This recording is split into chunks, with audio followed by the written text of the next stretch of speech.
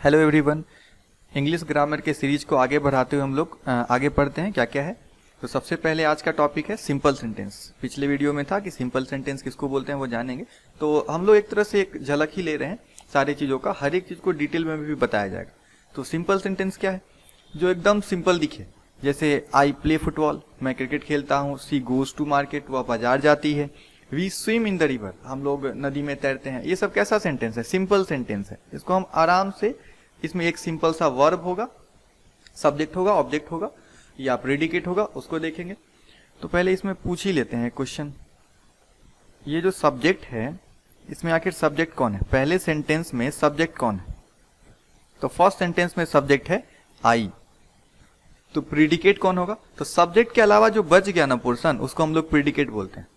ठीक है, सब्जेक्ट के अलावा जो पोर्शन बच गया वो क्या है? प्रेडिकेट है। यहाँ सब्जेक्ट है सी, प्रेडिकेट कौन हो गया? Goes to market. सब्जेक्ट है वी, प्रेडिकेट कौन हो गया? Swims in the river. ठीक है, ये जो प्रेडिकेट ऑब्जेक्ट हम लोग बोलते हैं उसमें कुछ खास डिफरेंस है नहीं, लेकिन ऑब्जेक्ट अगर बोला जाएगा, अगर केवल ऑब्जेक्ट बोला जाए या कॉम्प्लीमेंट बोला जाए, तो हम लोग बोलेंगे कि ये फुटबॉल है हमारा ऑब्जेक्ट, ये मार्केट हमारा क्या है? ऑब्जेक्ट, ये रिवर क्या है? ऑब्जेक्ट। तो ये जो बच गया प्ले, गोज, स्विम, ये सब वर्ब हो जाएगा। हम लोग सारी चीजों को डिटेल में देखेंगे, बस सिंपली डिस्कस कर रहे हैं। ठीक है, तो सिंपल सेंटेंस क्या होगा? ज्यादा कुछ लेंदी सेंटेंस नहीं होगा, सिंपल एक वर्ब होगा, सब्जेक्ट होगा, प्रेडिकेट या ऑब्जेक्ट होगा। ठीक है, आगे बढ़ते हैं हम लोग। नेक्स्ट जो हम लोग का सेंटेंस कंपाउंड सेंटेंस है। तो कंपाउंड सेंटेंसेस कैसे पहचानेंगे? तो कंपाउंड सेंटेंसेस में ऐसा लगेगा कि दो सेंटेंस ना आपस में जुड़ा हुआ है, दो इंडिपेंडेंट टाइप का सेंटेंस। जैसे वह गरीब है लेकिन वो ऑनेस्ट है, दो बातें बताई जा रही हैं। ही is honest, he is poor, क्या चीज से कनेक्टेड है? बट से। इस तरह का सेंटेंस क्या होगा? Compound sentences.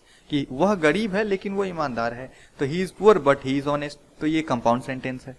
ही केम, वह आया, and he wrote a letter, और उसने एक पत्र लिखा। तो दो दो सेंटेंस हो रहा है।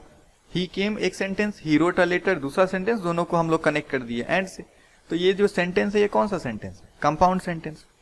हम लोग कॉम्प्लेक्स सेंटेंस का बात करते हैं। Next up complex sentence.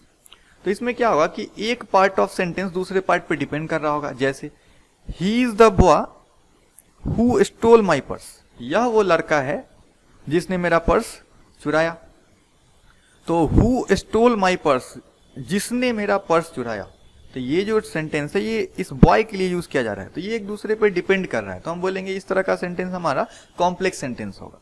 जैसे राम इज हैप्पी, राम खुश है क्योंकि ही पास द एग्जामिनेशन, क्योंकि वो एग्जामिनेशन को पास कर गया। तो हम बोलेंगे ये कॉम्प्लेक्स सेंटेंस है। मतलब यहाँ पे एक पोर्शन दूसरे पोर्शन पे डिपेंड टाइप का दिखेगा। लास्ट एग्जाम्पल बहुत इंपॉर्टेंट, लिखा हुआ है I met a girl who informed me that my purse had been stolen by the thief या बाय थीफ। यानी मैं एक लड़की से मिला जिसने मुझे इन्फॉर्म किया, जिसने मुझे बताया कि मेरा पर्स चोर के द्वारा क्या किया गया था? चुराया गया था।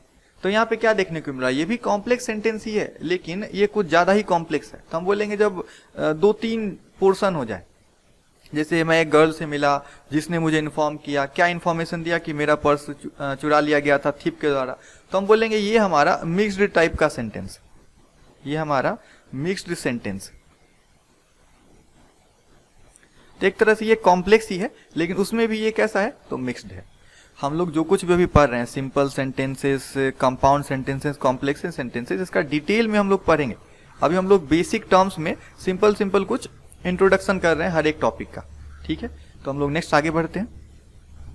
अब है फ्रेज। क्या होता है फ्रेज? फ्रेज तो group of words which make a sense but not the complete sense. मतलब ये कुछ वर्ड्स का ग्रुप होगा। वर्ड तो हम लोग डिस्कस कर लिए थे ना, अल्फाबेट से जो बनता है। तो कुछ वर्ड का ग्रुप होगा जो कि सेंस तो दे रहा है लेकिन कंप्लीट सेंस नहीं दे रहा है। ठीक है, उसको हम लोग दूसरे जगह भी यूज कर सकते हैं। जैसे डेट्स इनफ, बहुत है, बस बहुत हुआ, तो डेट्स इनफ। टेक केयर, ध्यान रखना या अपना ध्यान रखना। नेवर माइंड, कोई बात नहीं। तो ये सब क्या है? सेंस तो दे ही रहा है, मीनिंग तो निकल ही रहा है, लेकिन ऐसा कुछ कंप्लीट सेंटेंस नहीं है ये। ठीक है, कंप्लीट सेंस नहीं दे रहा है ये। हम बोलेंगे इसको हम लोग कहीं और भी यूज कर सकते हैं, ये कहीं और भी यूज हो सकता है, किसी दूसरे वर्ड के साथ भी या किसी सेंटेंस के साथ हम लोग यूज कर सकते हैं। यानी कंप्लीट बात नहीं पता चल रहा है। तो that's enough, take care, never mind, इस तरह का जो वर्ड है, मतलब ग्रुप ऑफ वर्ड्स है, इसको हम लोग फ्रेज बोलते हैं। ठीक है, आगे जाके हम लोग आइडियम्स भी देखेंगे, आइडियम्स क्या होता है, लेकिन अभी केवल फ्रेज के बारे में ध्यान रखिए कि ग्रुप ऑफ वर्ड्स जो कि सेंस देता है लेकिन एक कंप्लीट सेंस नहीं देता है, उसको हम लोग क्या बोलेंगे, तो वो फ्रेज है। नेक्स्ट हम लोग डिस्कशन करेंगे affirmative sentence, assertive sentence, imperative sentence, optative sentence और एक्सक्लामेटरी सेंटेंस के बारे में। तो ये अफर्मेटिव सेंटेंस क्या है, लिखा है ऑलवेज पॉजिटिव, याद रखना है अफर्मेटिव सेंटेंस हमेशा पॉजिटिव होगा, मतलब कोई पॉजिटिव में बोला गया बात। ठीक है, जैसे birds fly, fish swims in the river या इन द वाटर, ये सब अफर्मेटिव सेंटेंस है। निगेटिव सेंटेंस होगा ही नहीं, उसी को हम लोग बोलेंगे अफर्मेटिव सेंटेंस, बात खत्म। एसर्टिव का बात कर लेते हैं, तो वैसा सेंटेंस जो पॉजिटिव में भी लिखा जा सकता है या निगेटिव में भी लिखा जा सकता है, वो एसर्टिव सेंटेंस है। जैसे I have done this work, I was not present there, तो ये दोनों सेंटेंस, ये भी एसर्टिव और ये भी एसर्टिव। होता है क्या है कि कभी कभी कोई पॉजिटिव सेंटेंस देगा, जैसे बर्ड्स फ्लाई, इसको हम लोग पॉजिटिव भी बोल सकते हैं, एसर्टिव भी है ही। होगा क्या कि एसर्टिव या अफर्मेटिव देकर बोलेगा इसका निगेटिव बनाइए, इसका निगेटिव बनाइए, तो हम लोग ये बोलेंगे कि चिड़िया उड़ती है, तो चिड़िया नहीं उड़ती है, तो बर्ड्स डू नॉट फ्लाई। और ये कैसे बना रहे हैं, ग्रामर का क्या रूल यूज हो रहा है, वो हम लोग आगे सीखेंगे। बस ये एक तरह से झलक है कि हम लोग सीख रहे हैं कुछ कुछ टर्म के बारे में। तो अफर्मेटिव सेंटेंस हो गया, असर्टिव सेंटेंस हो गया, याद रखना है अफर्मेटिव सेंटेंसेस में कभी भी निगेटिव नहीं दिखेगा, असर्टिव क्या पॉजिटिव निगेटिव दोनों हो सकता है, किसी भी अफर्मेटिव का निगेटिव बना ले बोला जा सकता है। नेक्स्ट है इंपरेटिव सेंटेंसेस, वैसा कोई सेंटेंस जिसमें ऑर्डर हो, कमांड हो, रिक्वेस्ट हो, वैसा सेंटेंस क्या होगा, इंपरेटिव सेंटेंस।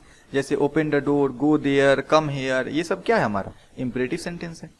फिर ऑप्टेटिव सेंटेंस, वैसा सेंटेंस जिसमें हम लोग किसी को गुड विशेस करते हैं, गुड विशेस देते हैं, जैसे कि गॉड ब्लेस यू, भगवान आपका ध्यान रखे या भगवान आपको आशीर्वाद दे, ये सब जितने भी सेंटेंस होंगे वो सब कैसे होंगे, ऑप्टेटिव सेंटेंस। ऑप्टेटिव सेंटेंस में ऐसा एक्सक्लामेशन मार्क भी दिखता है।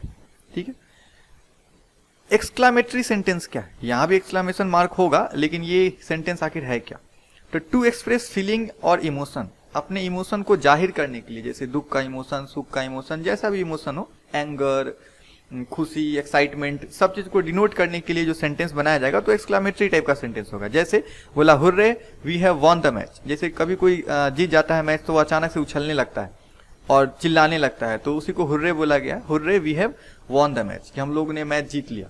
तो ये कैसा सेंटेंस है, एक्सक्लामेटरी सेंटेंस है। ठीक है, तो हम लोग क्या क्या देख लिए, हम लोग देखे इस स्लाइड के अंदर, हम लोग फ्रेज के बारे में देखे। फ्रेजेज क्या है, तो ग्रुप ऑफ वर्ड्स है जो कि कंप्लीट सेंस नहीं देता है लेकिन सेंस देता है।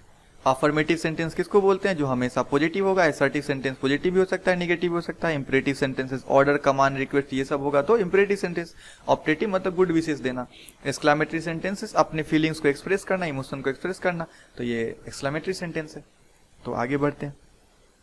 नेक्स्ट जो है वो है प्रीफिक्सेस।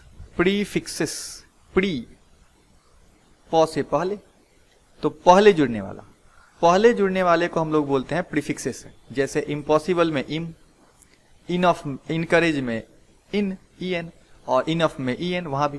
तो इम्पॉसिबल, इनकरेज, इनफ, ये सब में जो आगे वर्ड जुड़ा हुआ है, ये जो ई-एन, आई-एम जुड़ा हुआ है, इसी को हम लोग क्या बोलते हैं, प्रीफिक्सेस। सिंपल है। फिर है सफिक्सेस, जो बाद में जुड़े, पीछे से जुड़े, वो सफिक्स है। जैसे गिफ्टेड में ईडी, टैलेंटेड में ईडी, फ्रेंडशिप में एसएचआईपी, तो ये सब क्या है हमारा, सफिक्सेस है। आगे बढ़ते हैं। ये एक टर्म है स्लैंग, अब ध्यान से देखिए इसको क्या बोलते हैं, स्लैंग। तो स्लैंग उस वर्ड को बोलते हैं हम लोग, जनरली हम लोग कॉमन भाषा में यूज कर लेते हैं जब भी हम लोग किसी पर्सन से नोन होते हैं, यानी किसी पर्सन को बहुत अच्छे तरीके से जानते हैं, पता है कि इसको अगर कुछ बोला जाए तो इस बात का वो बुरा नहीं मानेगा। तो बहुत सारा ऐसा ऑफेंसिव सेंटेंस भी उसके लिए यूज कर देते हैं, यानी गाली टाइप का लैंग्वेज भी उसके लिए यूज कर देते हैं, जनरली एब्यूजिव लैंग्वेज, तो उसी को हम लोग स्लैंग बोलते हैं। ऐसे बोलते हैं ना कि यार या ओए या फट्टू, घंटा, ऐसे बहुत सारा कुछ वर्ड है जो बोलते हैं। इसके अलावा भी ढेर सारा है, लेकिन उस वर्ड को यहाँ नहीं बोला जा सकता है। तो आप ऐसे समझ लो कि अगर कोई पर्सन बहुत अच्छे से नोन है, ठीक है, बहुत अच्छे से नोन है, और उसके लिए हम कुछ ऐसा वर्ड बोल दे जिससे उसको कुछ खास ठेस नहीं पहुंचेगा, तो वही स्लैंग होता है कि हम लोग अपने फ्रेंड्स में जनरली ये सब वर्ड यूज कर लेते हैं, तो ये एक स्लैंग है, ठीक है। जनरली एब्यूजिव टाइप का लैंग्वेज लोग यूज करते हैं। आगे है स्लेबल। स्लेबल क्या है? तो शब्द का वह भाग जो एक बार में बोला जाता है, एकदम इंपॉर्टेंट है ये। शब्द का वह भाग जो हम लोग एक बार में बोलते हैं। जैसे अगर हम बात करें सिट, ये तो एक बार में बोल दिए, रन एक बार में बोल दिए, गो एक बार में बोल दिए। लेकिन मंडे का अगर बात करें तो मंडे, पहले मन बोले फिर डे, MON फिर DAY। फादर तो फादर, 14 तो दो पोर्शन में बोल रहे हैं इसको। वंडरफुल को देख लेते हैं, वंडरफुल 3 पोर्शन में बोल रहे हैं। डेमोक्रेसी देख लेते हैं, डेमोक्रेसी 4 पोर्शन में बोल रहे हैं। इम्पॉसिबल को देखते हैं, इम्पॉसिबल, इम्पॉसिबल। तो हम बोलेंगे इसी को स्लेबल बोलते हैं, यानी हिंदी में इसको बोलते हैं हम लोग शब्दांश। शब्द का पोर्शन, शब्द का अंश, शब्दांश, ठीक है। तो 1 syllable वर्ड, 2 syllable वर्ड, 2 से ज्यादा syllable वर्ड है ये सब। 1 syllable का एक ही बार में बोल दिए, सिट, रन, गो। यहाँ क्या है, मंडे 2 पोर्शन में बोल रहे हैं, मन और डे। फादर फादर, 14 और वंडरफुल में वंडरफुल। डेमोक्रेसी में डेमोक्रेसी 4 पोर्शन में बोल रहे हैं। इम्पॉसिबल में इम्पॉसिबल, BLE। तो ये 1 से ज्यादा वाला सिलेबल है। यहाँ पे एक वर्ड क्या लिखा हुआ है देखिए, ग्लिम्सेस। ग्लिम्सेस का हिंदी क्या होता है, झलक होता है। तो हम लोग ये वर्ड इसलिए लिखे यहाँ पे कि हम ये बताना चाह रहे हैं कि अभी जो कुछ भी सीख रहे हैं हम लोग वो बस ग्लिम्सेस है। मतलब हम लोग कुछ बेसिक टर्म्स को देखेंगे, ठीक है। हर एक टर्म जिसके बारे में पढ़ रहे हैं वो डिटेल में पढ़ाया जाएगा। तो हम लोग 1-2 टर्म और बचा हुआ है, उसको एक स्लाइड में देख लेंगे, यानी कि अगले वीडियो में देख लेंगे। देन हम लोग स्टार्ट करेंगे अपना टॉपिक आर्टिकल से, नहीं आर्टिकल नहीं, पार्ट्स ऑफ स्पीच से। पार्ट्स ऑफ स्पीच से ये टॉपिक स्टार्ट करेंगे ग्रामर का, ठीक है। तो मिलते हैं नेक्स्ट वीडियो में। Thank you so much.